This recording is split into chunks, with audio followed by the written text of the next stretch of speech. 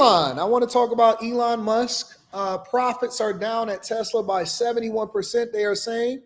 So make sure you hit a like for the algorithm, subscribe to the channel, and turn on your notifications. I want to play a couple clips, one from the opposite end. I want to go Fox News, and then I want to go CNN.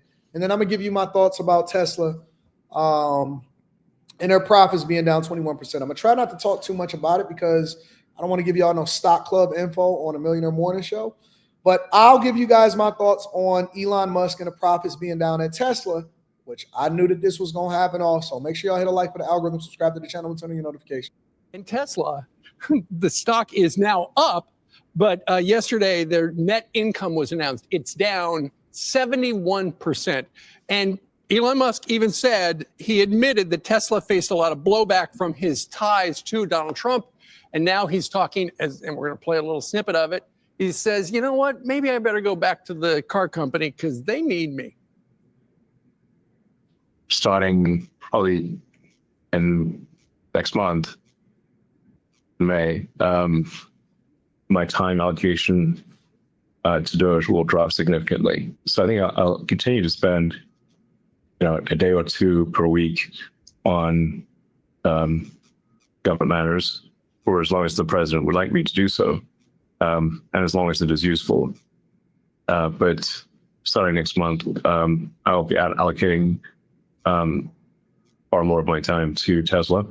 And now that the major work with establishing the Department of Government Efficiency is done, there are some challenges, and I expect that this year will be there'll probably be some unexpected bumps this year. But I remain extremely optimistic about the future of the company. I think that Tesla is going to be just fine this quarter. And so a lot of times when they announce earnings, they announce it quarterly. They said it was down 71%. Now, in my personal opinion, they already should have seen this coming. They should have seen this coming a mile away. And one of the things that I talk about in Stock Club,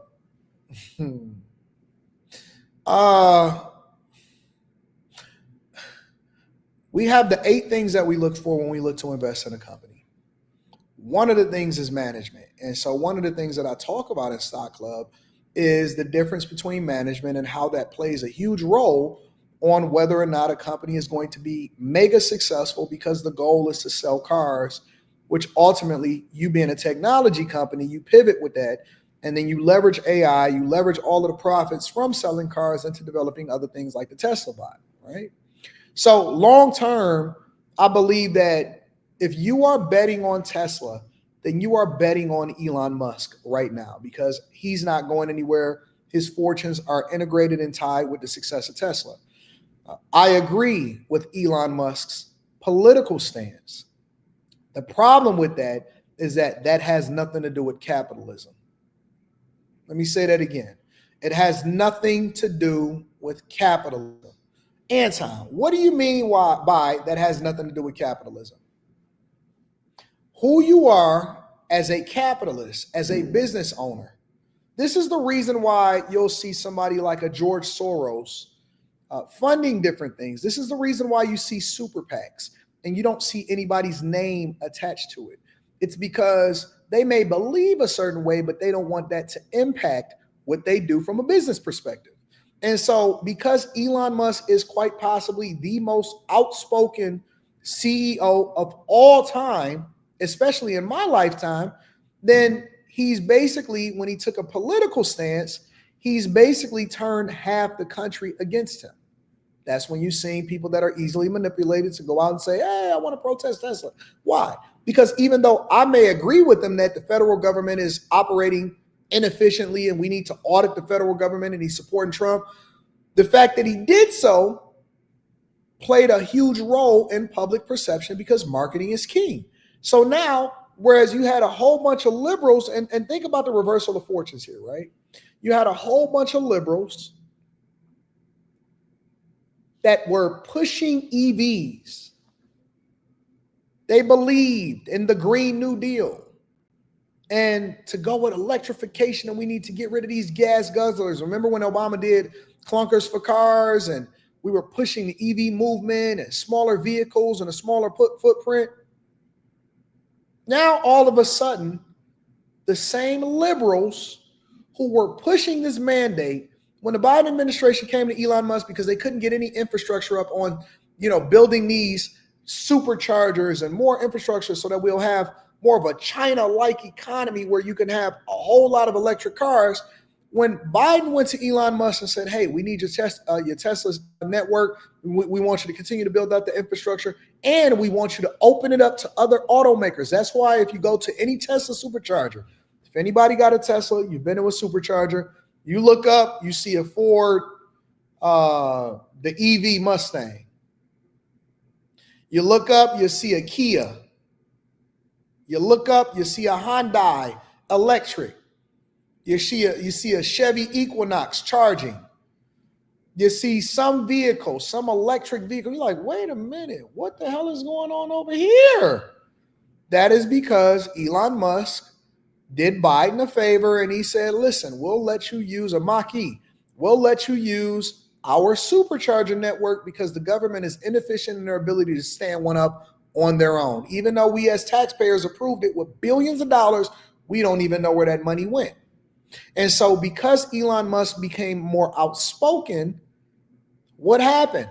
Half of the country turned against him, even if he was doing the right thing for America. Even if we all know that we need to audit the federal government. It doesn't matter because when you get AOC and Jasmine Crockett and Bernie Sanders and they say, oh my God, you should be against billionaires, be against Elon Musk, that then tends to take a toll on your fortunes.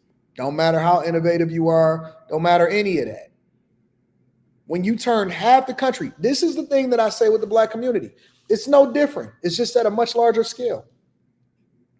It's at a much larger scale. I say it with the black community all the time. Hey, listen, don't label your business as a black-owned business. Well, why?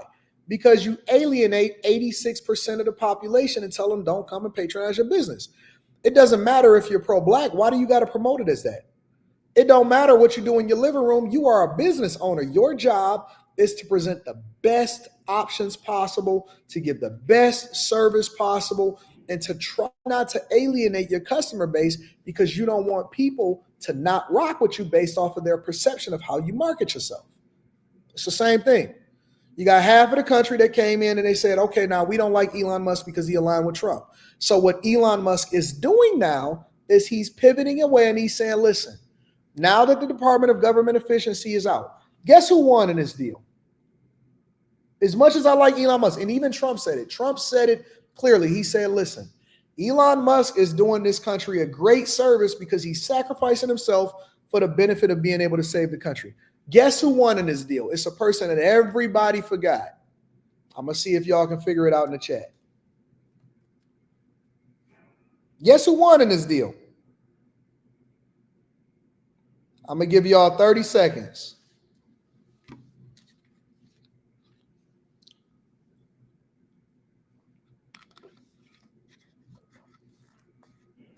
You got it, Jimmy Jam. You got it, Jimmy Jam. Vake Ramaswamy. You know why Vake won? Because Vake was, listen, he ain't get rich by being stupid. He seen this writing on the wall. Listen, when they started determining who was going to play what role in the cabinet, I personally believe that Vake was like, that's not quite what I was thinking that I should do for myself. So I'm still loyal, but I'm going to step away for a second. I believe that Vake said, yo, I'll rock with y'all. I love y'all, but I don't want to be at the center of attention. I don't want them to say Elon and Vake. I am going to maybe throw my hat in the ring for governor of Ohio. Oh, yeah, that sounds like a better thing for me. Governor of Ohio.